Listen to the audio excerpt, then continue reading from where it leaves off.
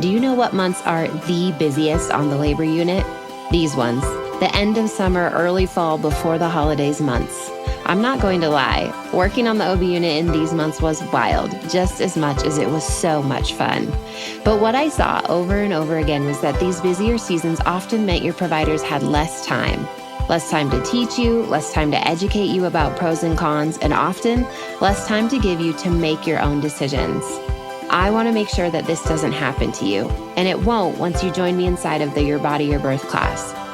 An online course created by me, a mama, former labor and mom-baby nurse, and CLC.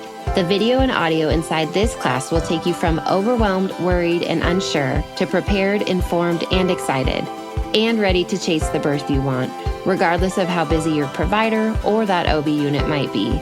To get started right now and save 25% for being a podcast listener, head over to thelabormama.com/birth and use the code MAMA25 to join me for as little as $65 today. The link and your coupon code are in the show notes.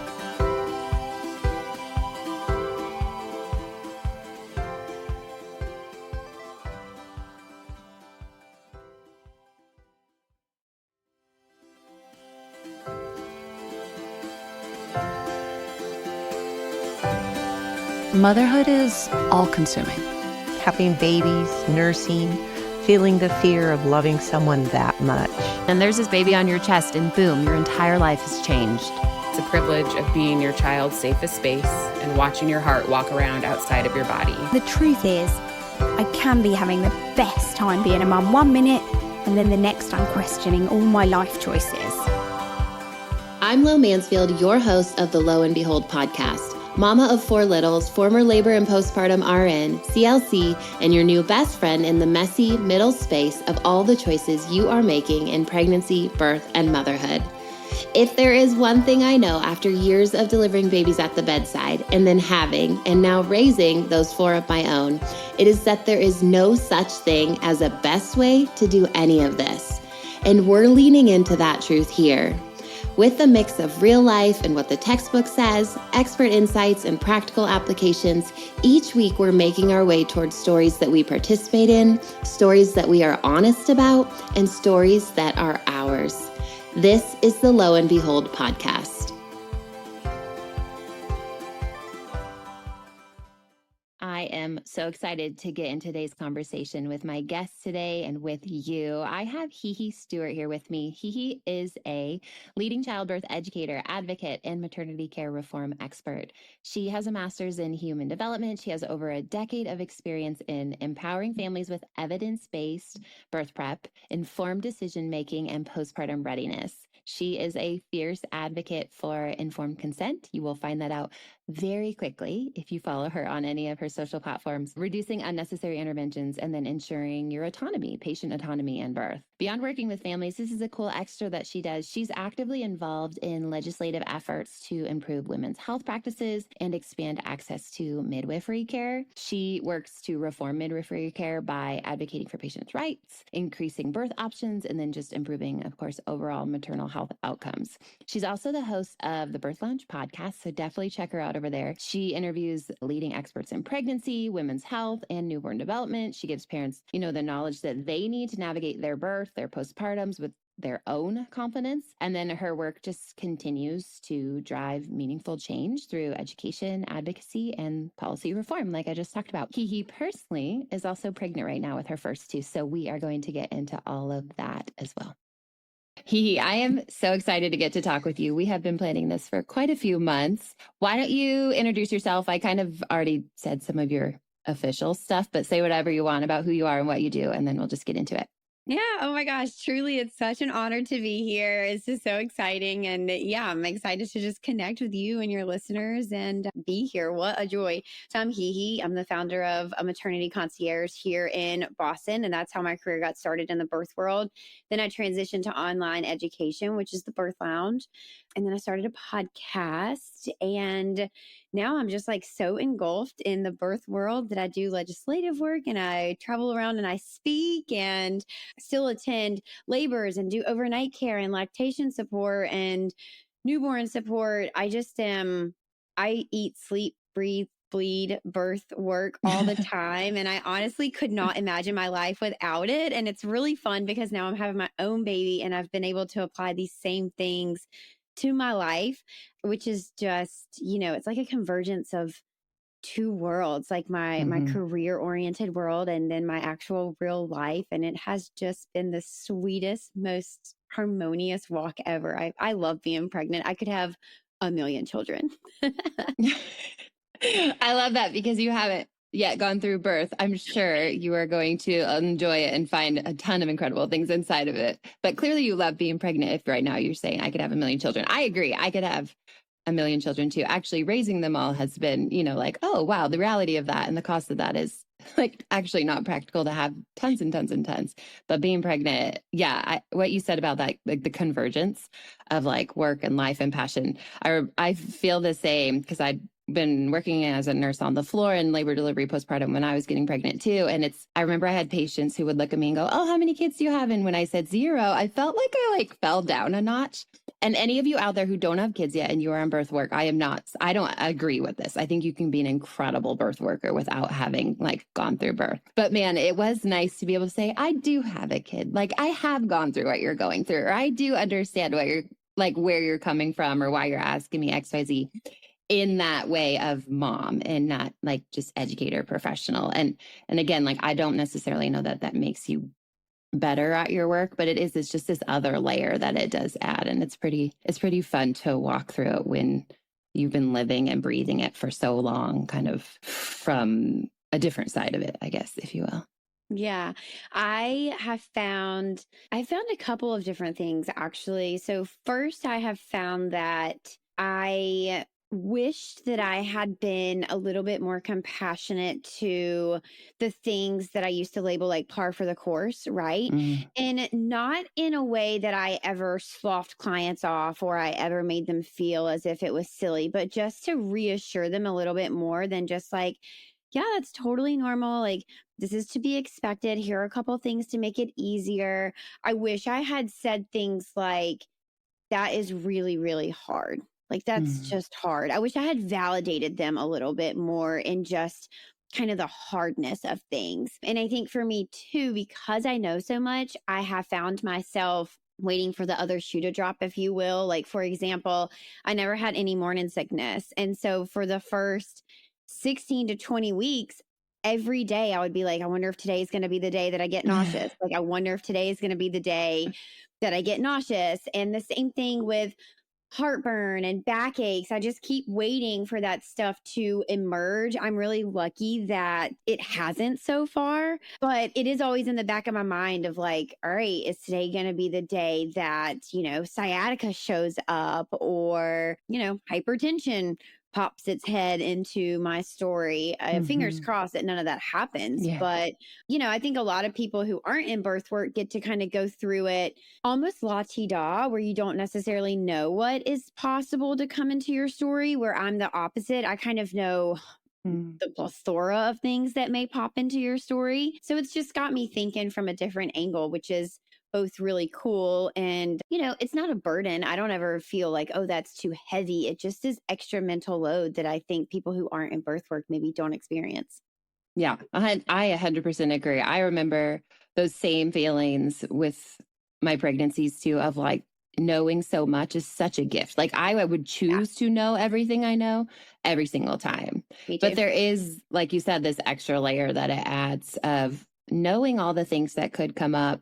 Sometimes I think people are like, oh, I feel safe after week 13, or the ultrasound at 20 weeks looked great, so we're in the clear. And I want you to feel that way. I don't want anyone to live in fear. So don't go looking for knowledge to then hold over yourself during your pregnancy to terrify you the whole time. But I do think when you just know and you've seen so many of the little particulars, or you just know so intimately the possibilities, it is an interesting place to be pregnant inside of, and just not necessarily dwell on, oh, this is what I am going to do if XYZ happens, but just to have that little bit of awareness that I would have a plan. I do have some ideas. I'm not sitting over here not considering XYZ at all. Yeah, it's just a weird place to be in. And I have felt that every single time. And I think I'll be curious to see if you feel it in your birth as well, because I always feel like there's this moment almost where the nurse like really turns off and I'm just in it as like the woman and the mother.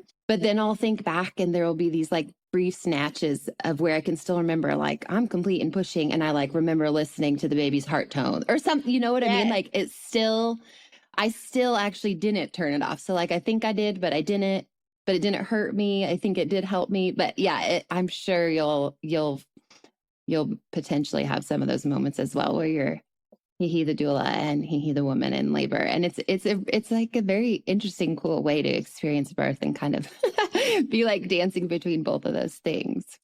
Yeah, it's another place where it's kind of a convergence of two worlds. Yeah. I was telling my midwife when she was last at my home. So we're having a home birth. So our midwife comes to our home to see us. And, she was asking me kind of about this. She was like, how has it been having all this knowledge? Are you finding that it is comforting or causing you anxiety? I want to really make sure that in the weeks leading up to your birth that we're doing a lot of work to make sure that you're able to step out of that doula role and step into that mom role. And you're not trying to control the situation as a doula. That's why you've hired us. That's why you have your husband. That's why you have doulas. And I was like, yep, that is a really interesting thing. I'm going to start working on that. But one thing that continues to come up for me is because I'm so comfortable with birth, I always am second guessing.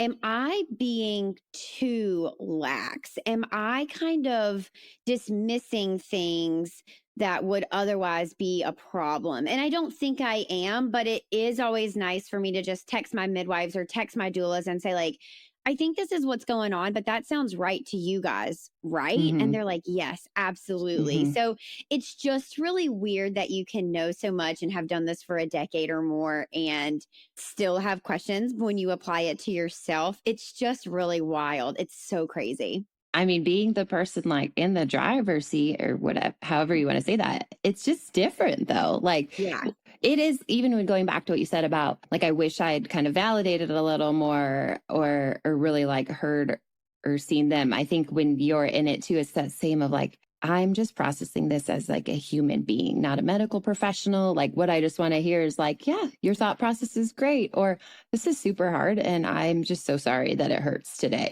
Like, so the same for you is like, you're allowed to wonder if XYZ is normal. You think you shouldn't, right? Yeah. I have a friend who just had a fourth baby and she was texting me the end of her pregnancy off and on at different times. And she was like, you would think I would know what's going on with my fourth pregnancy. And we were always laughing about it because it's like, but it is always different. And you will go through different things in pregnancy. You will certainly find out that different babies you have are going to be different and like ask different things of you or sleep different or eat different or whatever. And so I don't know. I think we've never really arrived. So you have all this knowledge that says like, I know a lot about birth. But then when you are like living it out, you realize, but I don't actually know everything. Like being a human and actually experiencing it is a different, I keep using the word layers, but that's like a different layer to add to the education. And so that's new to you. Like you right now are learning about birth as the person who is going to have it. And you haven't done that yet, and then you'll do it with another baby and it'll be different, or it'll be because you have a toddler at home. So there's this like extra layer of what that feels like as a mother, as parents. And so I think it's just these like new versions of you going through new versions of life or labor or birth or whatever. And so it's always going to be that little bit of like, does this make sense here? This is good, right? Like constantly kind of affirming and checking, even though you are incredibly, knowledgeable about quote unquote all the things or whatever. I'm so excited for you. I just think it's so cool to be where you're at and be in it in something that you love so much. Okay, I want to use that as a segue actually, because I told you when I was initially chatting with you about this, I wanted to hear some like almost, I'm a doula and this is actually what I am doing and what I have decided to do in my pregnancy or as I prep for birth. I think people on social media are always so curious how those in the birth space like actually are preparing. What are you actually doing? And I personally, I don't love answering the question like, hey, did you give XYZ vaccine? And hey, did you do this and this? And like, I always so often feel like it doesn't matter what I did. I want to help you decide what you should do, but like my decision should not impact your decision. Education, sure, like you decide. And so I want you to share whatever you're willing to share as we chat about some of this stuff. And I do think people get really curious. But I think maybe then my caveat would be like, what you are doing is not necessarily what everyone should be doing. These are things you've decided are right for you, your fam, your body, your babe. And so, yeah, it's just a kind of funky space to educate from when you're like, yes, I am making choices over here that you might be making because you're also pregnant like me, but you shouldn't copy me, essentially. So anyway. Okay, so I do have a list. I kind of jotted a little bit of them down. You know, I prioritize and I deeply, deeply believe in leading people in the same way that I show up for them. And what I mean by that is I don't ever give out advice or education that I would not be willing to do for myself. And so when I tell people, like, your provider is not serving you in a way that is right or compassionate, or that is actually obstetrical abuse, what you are experiencing, I suggest that you change providers. I say that from a place of not only recognizing how hard and tedious and what a mental load that would be to take that on, but also knowing that if it was myself or my sister or my best friend,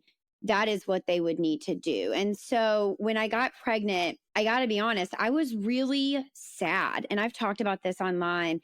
I spent the first 2 weeks really sad about being pregnant because it was not our plan. We were going to intentionally start trying a couple months later, but we fell accidentally, although we were excited, pregnant in February after deciding that we were going to really start to try to expand our family in July. And so it felt as if, you know, like, this isn't my plan. And so I think my very first lesson in walking the walk and talking the talk that I do online was be sad.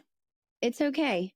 You don't have to like instantly be happy, and you can hold two things true at once. So while I was sad that it wasn't my plan and my timing, I was over the moon that we got pregnant and that we were embarking on this new journey. And I think a lot of times we have, you know, nuance is lost a lot on social media. And so it's like, well, if you're sad, then that means you're not happy. Or if you are really excited to be pregnant, that means you're not scared. And those two things, just all of those things can actually exist at the same time. And so I really held space for myself to be sad that it was not my plan and it didn't go according to my personal timing, but I was also excited. The second thing that I did that I think surprised a lot of people was that I did have that early ultrasound, and I didn't think that I would. I actually, when I was pregnant, I was like, I'm having one ultrasound. That's the anatomy scan. It's the only one I'm having. I'm not doing anything else. And then my husband, Mr. Hehe, he is in the medical field. He's in healthcare.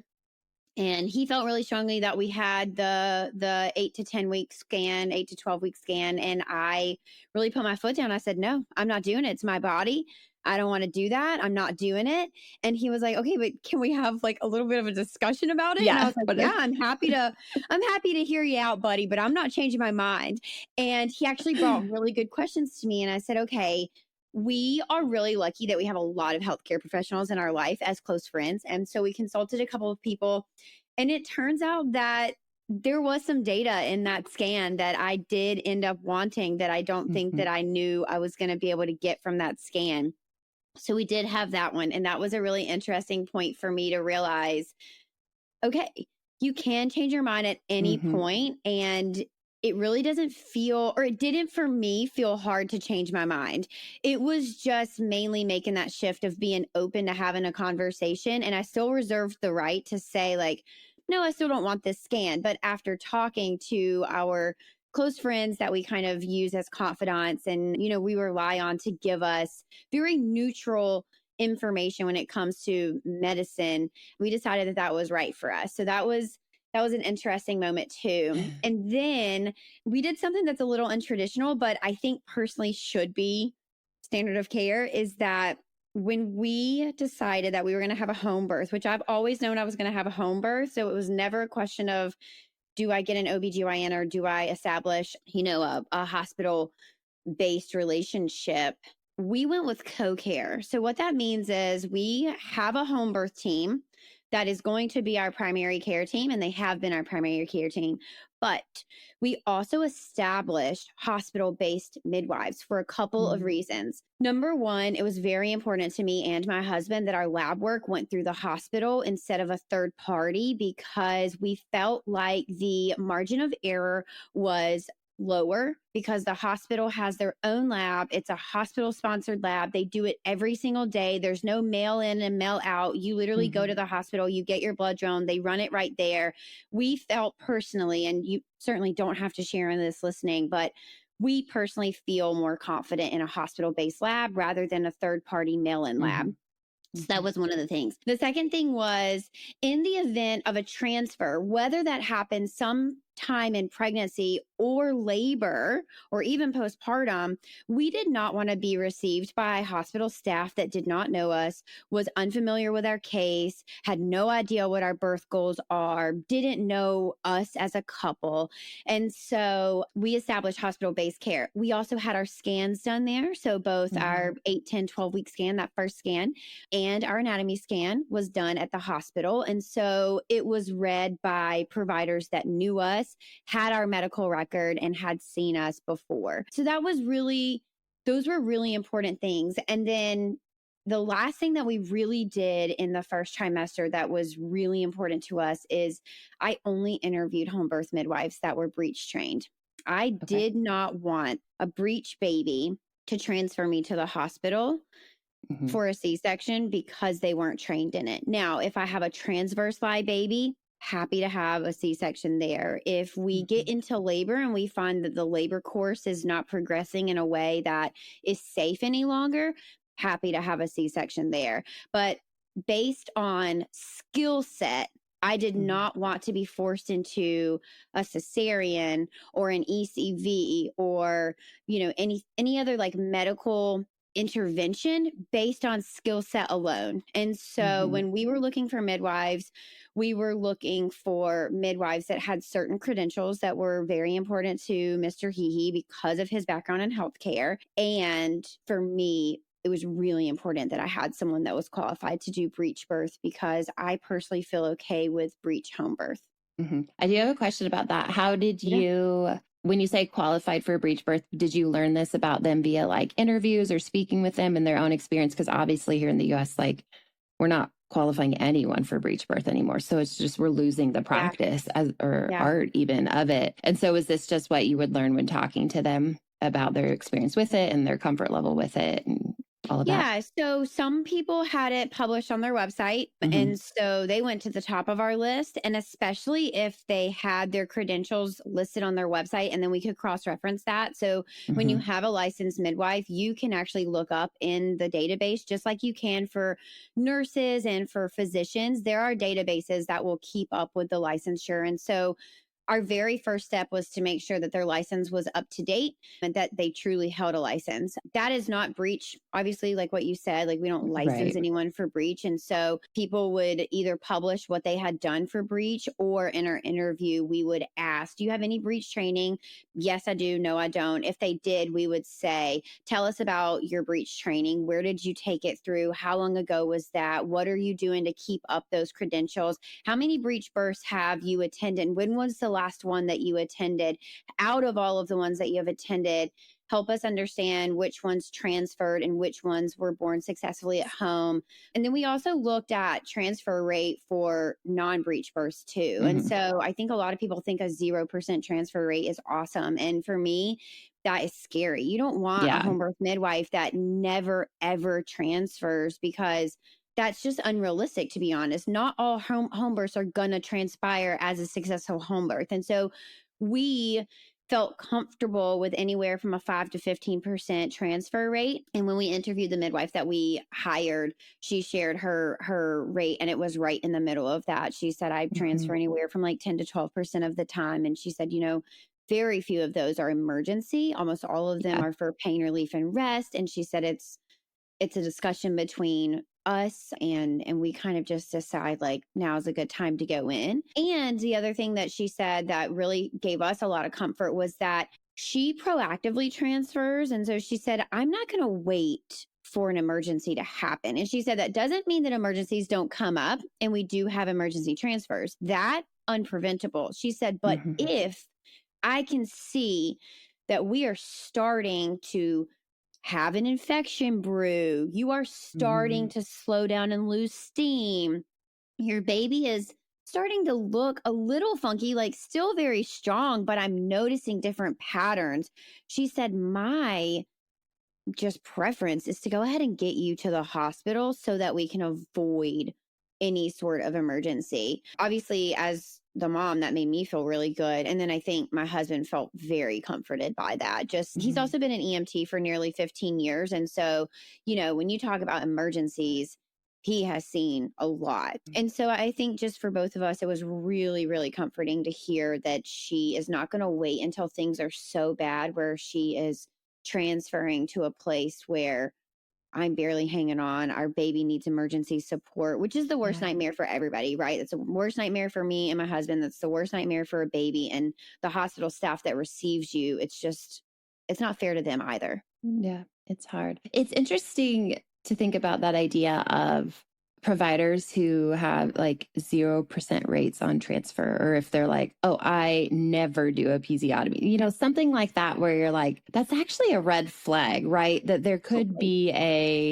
I'm going to say like a pridefulness there, that they think that they are the best at what they're doing, that they don't ever need support, that they actually can figure everything out on their own. Like those are not great indicators for a birth provider team, because the reality is like, we're all humans, which means like there's going to be imperfections and nuance that show up. And we almost universally are going to need to sometimes go, hey, I need help here. Or like, hey, I shouldn't repair this laceration. It's too big. I think I should ask someone more skilled, you know, like, so the idea of a midbirth, you know, a home birth midwife saying, oh, my transfer rate is super low, like 1 to 2% or whatever. It's like, I think that might mean you're not transferring all the time when you should be, which feels like you shouldn't feel that way, right? You believe in home birth, you want home birth, you believe it's safe. So then you're like, oh, great. Like we're never transferring to the hospital. But also like, that means maybe we're not recognizing the realities that you said of like, actually emergencies do happen. So we're going to say, yeah, they happen. Sometimes they're unpreventable or unavoidable. And yeah, we take care of them responsibly and safely. And yeah, it's just, I think sometimes people go, oh, those numbers are great. And sometimes you almost have to like flip that combo around and go like, are those too low or too good? Which is annoying as a consumer or a client or a patient. But there is a lot of thoughtfulness that has to go into assessing kind of what a provider tells you maybe their rates are for XYZ, or how they use the word I never or I always, like that vocabulary. That's what I was going to say. It's almost like the absolute language. Like you don't want a provider that says, well, I never do this, or I always do this. It's like, well, where's the nuance? Where's the individualized care there? I don't believe in 100% and 0%. I just don't believe those two things exist. There will always be at least one outlier of someone who needed something or didn't need something that almost everyone has. And so 0 and 100 just really don't exist, just like always and never really, if you think about it, don't ever exist. Yeah. Yeah. I think for you guys all listening, just to, if you hear those words being thrown around by people supporting you in your birth or postpartum, just to, he's like making symbols like alert, alert. But yeah, to just have that. And it might be fine. Maybe they're saying something lovely like, I will always listen to you. Okay, yeah, obviously we want to hear that, but just have kind of almost like trigger words, right? Where you're like, oh, wait, what did they just say? Am I actually comfortable with the way they just presented that and told it to me with an absolute attached? Yeah. Okay, so let's see.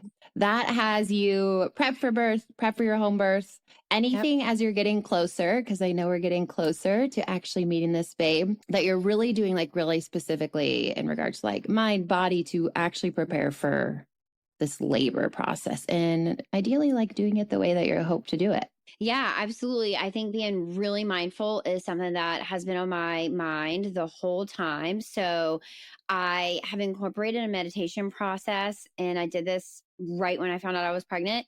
Every morning and every night, I take just a few minutes, and sometimes it's 10 minutes. Sometimes it's literally 90 seconds to just put my hands on my belly and connect with our baby. And I typically thank them for being through the day with me. Like, thanks for being here with me today. And if we had a stressful day, I'll recognize that and say, like, I know that we had a really stressful day today. I appreciate you hanging with me, buddy. And, we're going to give it a go tomorrow. Or I might say something like last night, my little meditation was like, I know today was really long. You did an awesome job. This week is kind of tough on us, but if we get to the weekend, we're going to have a lot of fun and rest and relaxation. And, it's kind of funny. I don't know if it's laying down or if it's because my body's finally relaxed, but when I do this, the baby always kicks around. And so it makes me feel as if we're like really connected and almost like they're talking back to me. So that's been really fun. Intentionally stretching in ways that open up the pelvis, not necessarily strength training. So I did a lot of that in the first and second trimester, but now that we're in the third trimester, it's a lot of lengthening, which I think a lot of people maybe forget or don't think about. So it's a lot of internal rotation and this gentle stretching. I'll do that throughout the day, sitting on my birth ball. I do have a care team of chiropractics, acupuncture, and PFPT, which is pelvic floor physical therapy. I've seen a functional movement therapist a couple of times throughout pregnancy just to make sure that, as I'm moving with this bigger belly and as my body is compensating for the growth and the center of gravity being pulled to the front, that I'm moving in a way that is conducive to safe movement. So I'm not moving in a way that's stressing out my lower back, or not moving in a way that is going to, I guess, hurt my shoulders. There's just a lot of work that we've been doing to make sure that it's ergonomic, if you will. And then I think walking every day. So I did choose to do a CGM, which is a continuous glucose monitor, for 14 days instead of the traditional glucola test. And one of the things that I learned in the first trimester was that if you will walk each day, and especially right after your meals, even if it's just 10 minutes, that it'll help you balance your blood sugar. And so I've been really intentional about that. I walk a lot every day.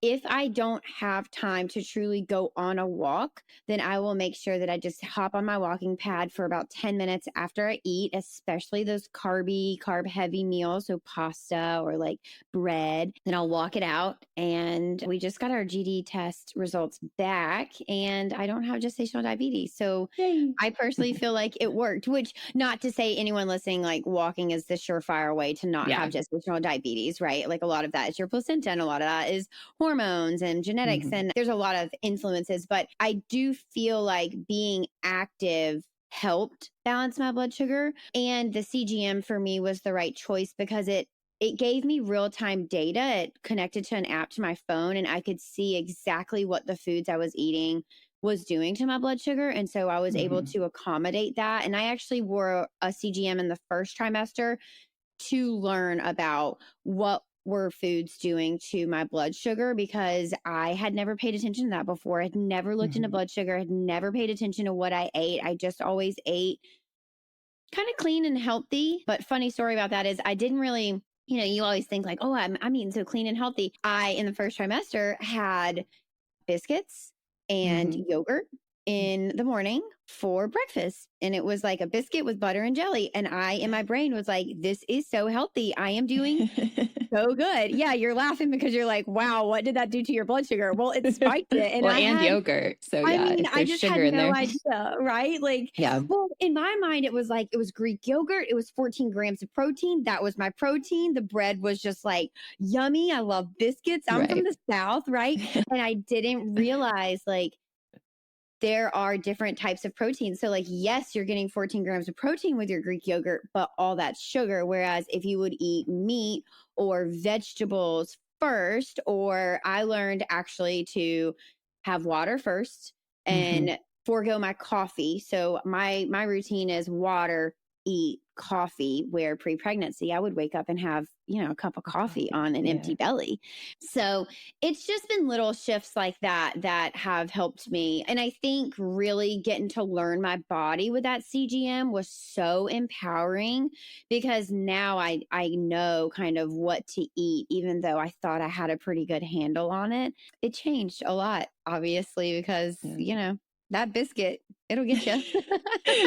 Okay, but if you're in your first try and all you can stomach is biscuits, it's okay if you need to eat biscuits. You said you weren't sick, so that means you could have been eating anything. Totally. Maybe not a biscuit every day. I mean, that's like such a balance too. And I think first trimester, a lot of times, probably not you. I actually, my first pregnancy, I felt incredible too. Like you, I kept looking around like, this is great. I remember my last shift, I was like 39 and change, and I worked 14 hours. Like I literally felt amazing. And was like, yeah, I have this belly, but whatever. But I do think people take out a lot of shame in the first try sometimes of like, I can eat nothing. I know it matters and I want to be better. And it's just like if that's what you can do, that's what you can do. Like ideally you're going to feel better soon. You can eat better. And there are things you can do, to try and like limit the nausea you're experiencing. You can try to not have empty belly or small meal, whatever. There's a lot of stuff we could talk about there. But I do think sometimes it is like I ate biscuits for 4 weeks and then I felt better. And sometimes like that's you're trying and that's what happens. So might not be true for you, but for some people, I think that is the truth. And I guess I'm just saying, that's okay. I think you can pay attention to what's going on and, know that there's like better ways to serve your body, but you might not always be able to do them in that immediate moment. And that's all right. Yeah. And it's also more big picture, right? So like if you are just so sick in the first trimester, it really is survival, and that's a-okay. Keep yourself nourished in the ways that you can.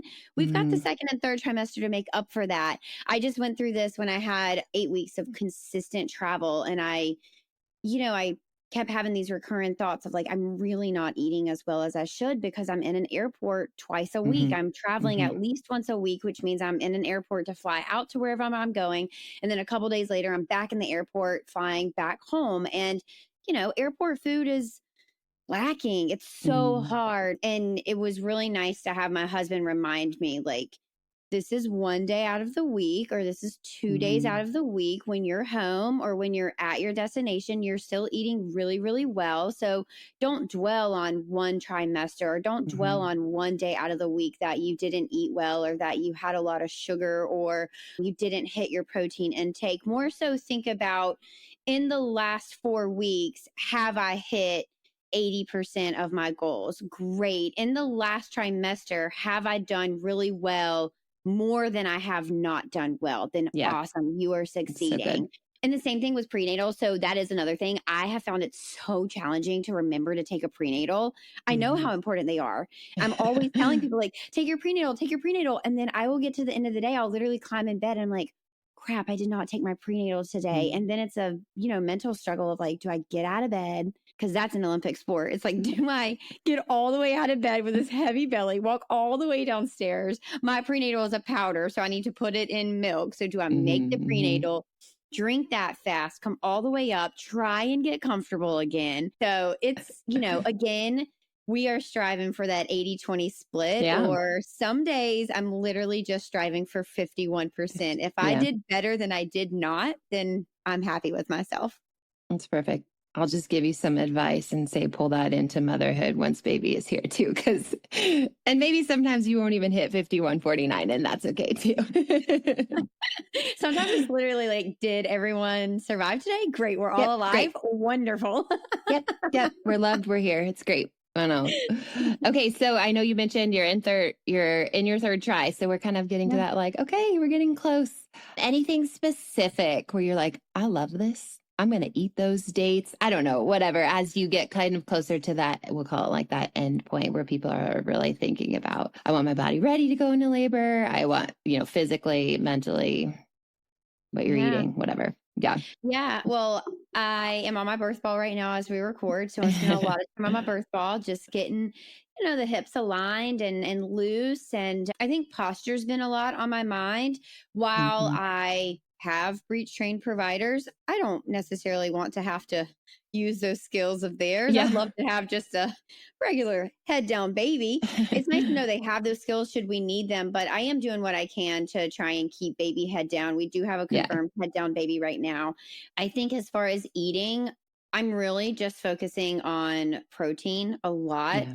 And as far as incorporating those kind of traditional, birth prep things, I haven't done it yet. I love dates outside of pregnancy. It's just a fruit that I like. So I will incorporate those. There are some really fun recipes out there. So, like the dates that you can turn into Snickers or, covering them in chocolate and Yeah. sea salt or whatever. So I'll give those a go. I have started drinking Nora tea, which Mhm. is nettles, oat straw or oat, red raspberry leaf tea, and Mhm. alfalfa.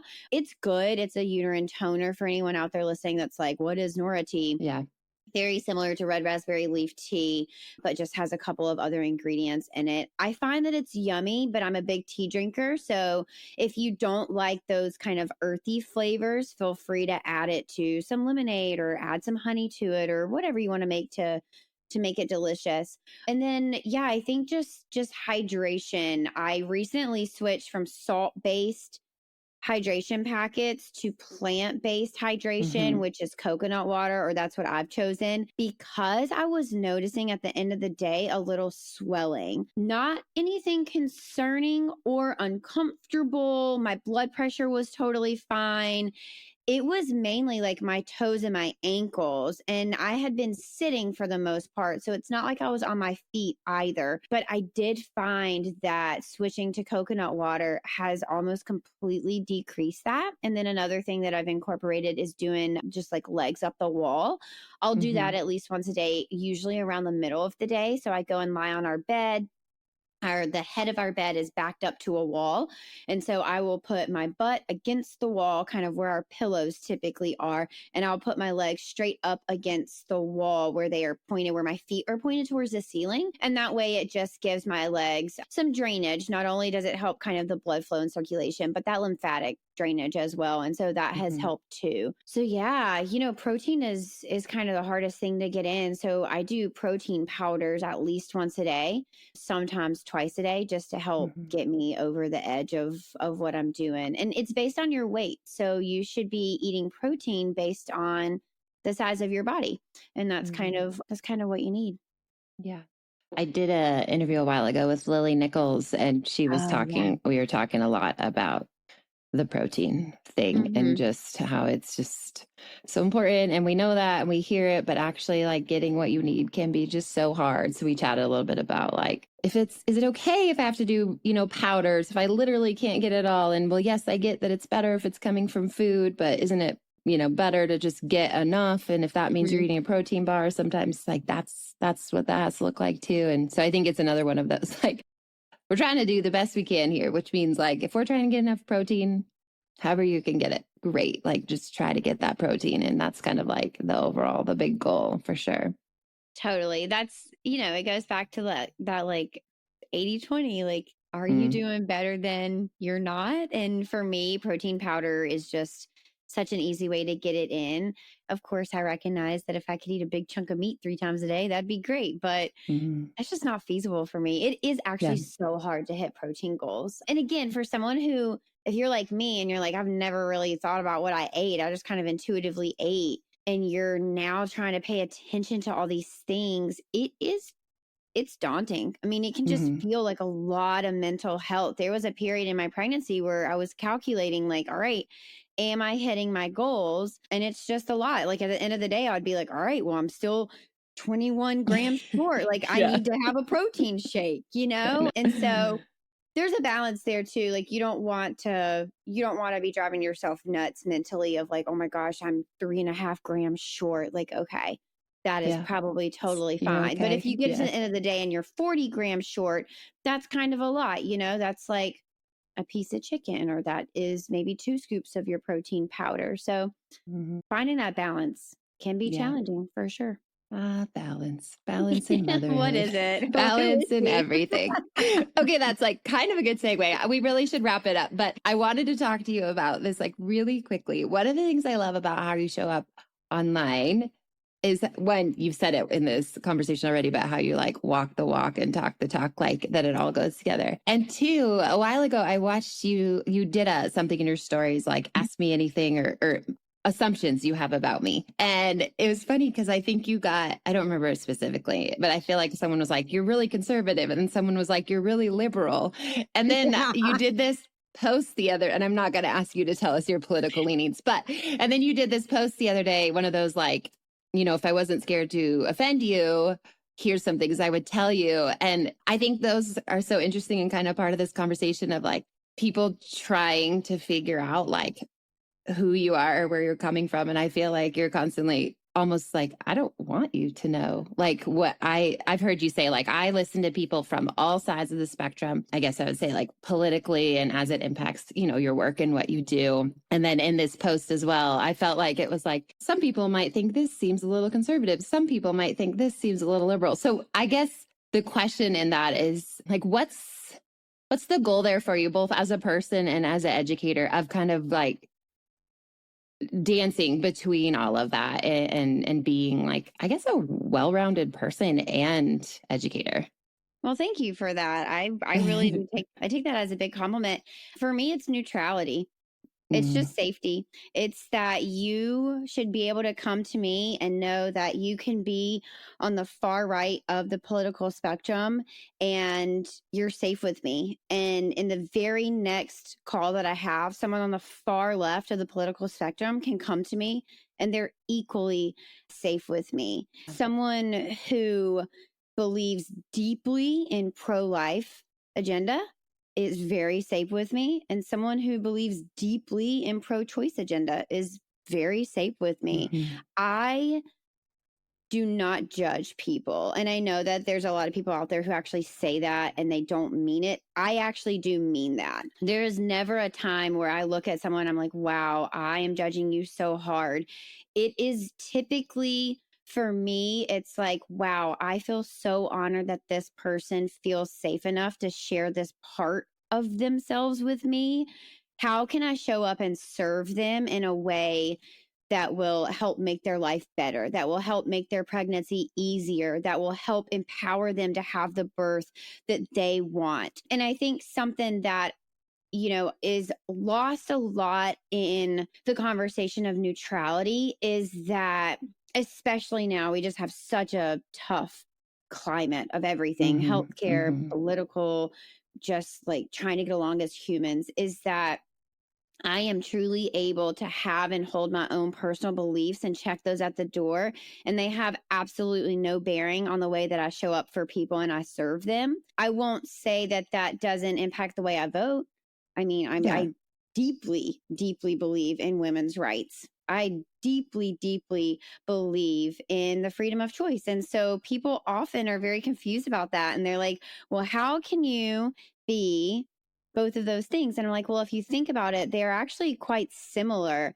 If I believe in the freedom of choice, then I believe that women have the right to choose. And that means everything. Choose what goes on in your labor. Choose how you grow your family. Choose your contraceptive. Choose whether you want to work or be home. And I think, unfortunately, it's just kind of the way that society is right now, that those things feel opposing. But once you get down to the nitty gritty of it, they actually are very aligned. I think also when people hear freedom of choice, you either think like, yes, she is, she believes in abortion, the right to abortion. But on the opposite end of that spectrum, I also believe that you have the right to accept, delay, or decline vaccinations, which for a lot of people are opposing views. But it comes down to me, to the fact that I genuinely believe you and I trust you to make decisions for yourself. And so when it comes to your reproductive health care, when it comes to making decisions in your labor, when it comes to your family's health care, I believe and trust you to make the decision that is right for you. Now, what I will say is, not everybody has all of the information to be able to do that. And that's where I think the systems fail a lot, is that people are often making decisions based on limited data and limited knowledge. And so my goal is to make sure that you have 100% of the knowledge and the education and the resources and the information. And that way I know that you can make the decision that's best for you. What I hate to see is when people only have 50% of the story and they make a decision and then they later find out like, oh, well, I would have made a different decision if I had known X, Y, and Z. And so my job, or how I view my job, is to teach you A through Z.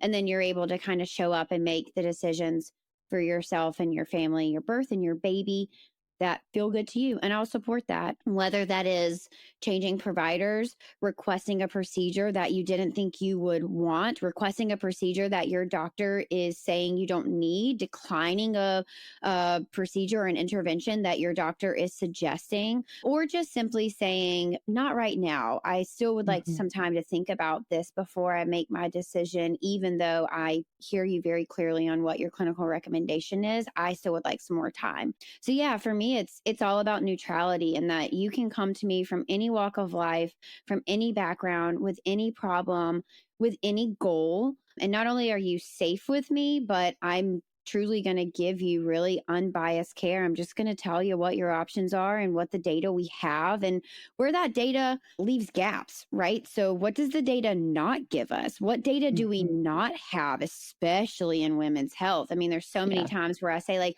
well, we have this data, but what it doesn't share and what it doesn't tell us is X, Y, and Z. So just consider that, and people might say like, well, where do I find that data? And I'm like, unfortunately, it doesn't exist, And so then you're kind of left to your own devices of what risk are you willing to take on and what benefits are you willing to take on and where do you fall in your decision-making process? And you can trust that I'm going to support you in that.